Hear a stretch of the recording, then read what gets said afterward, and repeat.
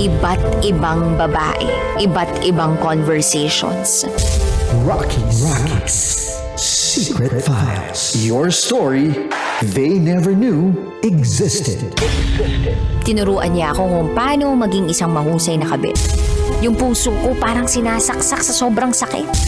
Rocky's Secret Files. Secret Files. With Titan Jello. Rocky's Secret Files. Rocky's Secret Files. Secret Files.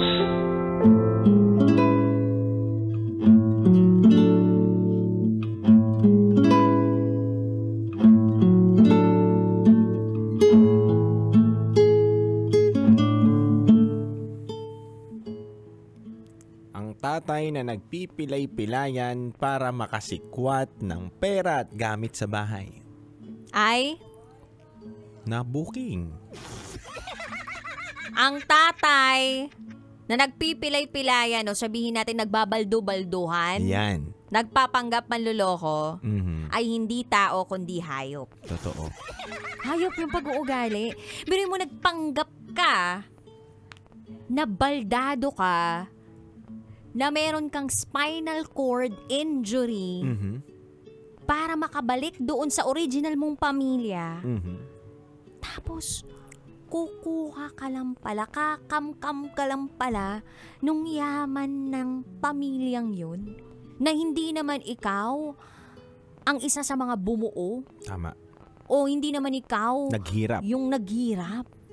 Ang sama ng ugali nung tatay. Yung parang gusto ko siyang kasuhan. Tapos, makulong. Tama, partner. Tsaka partner, ang pagkakaintindi ko dun sa kwento, binigyan siya ng pangalawang pagkakataon na makabalik. Ang Oo. tagal niyang nawala, di nagparamdam, Oo. biglang bumalik, yung bumalik, nagsakit-sakitan, tinanggap nung bunso, sige tumira ka dito. Mm-mm. At nung pagkakataon na binigyan siya na makabalik sa bahay, Mm-mm. doon na nagkakawalaan Mm-mm. Ng mga bagay-bagay. ng mga bagay-bagay at nahuli na nga ito. Paano niya natitiis o nagagawa yung bagay na nanakawan mo yung taong naging mabuti sa'yo? Paano mo natitiis, Tay, no? Yung mga nagpapala sa'yo na tao ay ginagawan mo ng masama. Nakakalungkot lang. Alam mo, iniisip ko, hindi kaya may addiction siya. Kasi, Hindi rin natin sure. hindi natin sigurado eh. Mm. Pero ang taong kayang gumawa ng ganun ay merong matinding addiction sa kung anumang bagay. Tama. And nung sinabi nga, nung secret file sender natin dun sa dulo ng kanyang liham, na hindi binigay nung nanay niya yung buong katotohanan tungkol sa tatay. Kasi pinoprotektahan pa din ng nanay yung tatay. Gusto niya na yung anak niya mismo, yung makakita ng kung ano talagang pagkatao yung meron yung ama. Tama. Sinabi doon ng nanay, tsaka lang sinabi ng nanay na yung tatay mo kasi babaero, nagsusugal, at nananakit. Tama. So, nung sinabi ng ganun ng nanay, parang nagkaroon tuloy ako ng idea na hindi kaya lulong talaga to sa kung anumang addiction sa buhay. Kaya niya nagagawa yung mga bagay na to kasi ang daming pinagkakautangan. Tumatakbo dun sa responsibilidad. Tama. So basically, etong ama nila, hindi talaga I mean, walang balls. Bukod sa walang balls, wala talaga siyang sense of responsibility. Hindi accountable sa mga bagay-bagay. Tama. And paano matututo yung ganong klaseng tao sa buhay kung sasaluhin at sasaluhin ng mga tao sa paligid niya? Tama, partner. Kaya siguro wala na rin talagang kamag-anak siya na gustong Tanggapin o tanggapin magmahal. siya eh. Oo. Oo eh. Alam mo, partner, saludo po ako sa lahat at saludo po kami ni partner sa lahat ng mga tatay ngayon na bumabiyahe, nagpapakahirap para mabigyan ng magandang buhay po yung kanyang pamilya. Dahil ito pong kwento na to ay nagbibigay sa atin ng kaliwanagan na may mga tatay pala na hindi mo katulad. Ikaw yung klase ng tatay na dapat pinagmamalaki ka ng anak mo. Oo. Kasi ikaw yung klase ng tatay kabisyo na nagpapakapagod ka para magbiyahe at hindi ka magnakaw at gumawa ng masama, kundi patas ka sa buhay. Pero may isang tatay dito ngayon na binahagi sa amin na mismong anak niya na ang kapal ng mukha, mas makapal pa sa kalyo ng talampakan ko. Natinanggap na nga, di ba? Natinanggap na nga, Oo. nagnakaw pa. At hindi mo pa mahalin yung pamilya mo. Anong klase kang tatay? Oh. Dapat hindi ka tinatawag na tatay eh. Anong Ang tawag sal- sa kanya? Wala, impacto. Impacto! Nandito ka na naman! Pero alam mo yon, hindi mo rin kasi talaga agad mapipilit yung isang bata o sabihin natin yung isang anak na, di, wag mo nang tanggapin yung tatay mo eh. Tama. Kumbaga, kinakailangan ng sender natin yung experience o siya talaga yung mismong makakita at makaramdam ng katotohanan sa pagkatao ng tatay niya. Kasi kung hindi niya makikita yon, gamit yung kanyang dalawang mga mata at hindi niya may experience kung ano talagang pagkatao ng tatay niya, feeling ko pakiramdam ko lang to na nandun pa rin yung idea ng tatay niya sa utak niya na mabuti naman siguro yung tatay ko. Sadyang Tama. hindi lang nagkaroon ng pagkakaunawaan yung mga magulang ko. Nandun pa rin siguro sa utak niya yun. Meron pa rin sigurong what if. Meron din sigurong regret kung sakaling hindi niya pinatuloy yung ama niya sa bahay nila. Pero ngayong napatunayan niya, o sabihin natin walang pagpapatunay na naganap, no? Ngayong binigyan niya ng pagkakataon yung tatay niya na tumira sa kanila at siya mismong nakakita, matutuldukan ngayon yung mga tanong ng what if. What if mabuti naman pala yung tatay ko at hindi ko lang tinanggap, hindi ko siya pinatawad? Okay, ang ganda niyan. So partner, pag-usapan natin dito, deserve ba ng isang tao yung second chance? Kasi yun yung tinutumbok natin ngayon eh. Paano kung tinanggap ko? Paano kung hindi ko tinanggap yung tatay ko? 'Di ba? Ano ba dapat? So, deserve ba in general tayo partner? Deserve ba ng isang tao na mabigyan ng second chance? Ako, dude, oo, lagi sagot ko dyan. Tama. Bakit?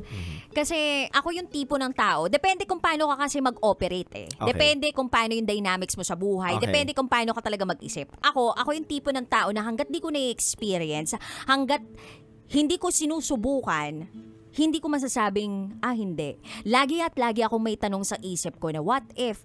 Paano kung hindi ko sinubukan? Paano kung sinubukan ko? Di ganito, ganyan. Kumbaga meron akong mga senaryo na nabubuo sa isip ko dahil lang sa hindi ko ginagawa yung isang bagay. Tama. Pero, yun nga, nagtitake ako ng risk dahil gusto ko ako mismo maka-experience Tama. nung bagay na dapat kong maranasan. Kasi it's either sasampalin ako ng katotohanan or hahaplusin ako ng katotohanan. Natama pala ako. Natama ako. Ang ganda ng sinabi mo, partner. Totoo yun eh. Walang mali sa taong nagbigay ng second chance. Ikaw ba? Second chance ka din? Yes, Okay partner. sa'yo yan. Tama na magbigay ka ng second chance. Kasi wala namang masama na magbigay ka ulit ng panibagong pagkakataon sa isang tao. Ang mali lang doon, yung tao na yun ay magiging Mapang-abuso. mapang-abuso o accountable na doon sa mga bagay na binigay mong pagkakataon. Dapat kasi hindi sa'yo yung hindi sa'yo yung, wala sa'yo dapat yung bola. Nagbigay ka lang naman ng chance eh.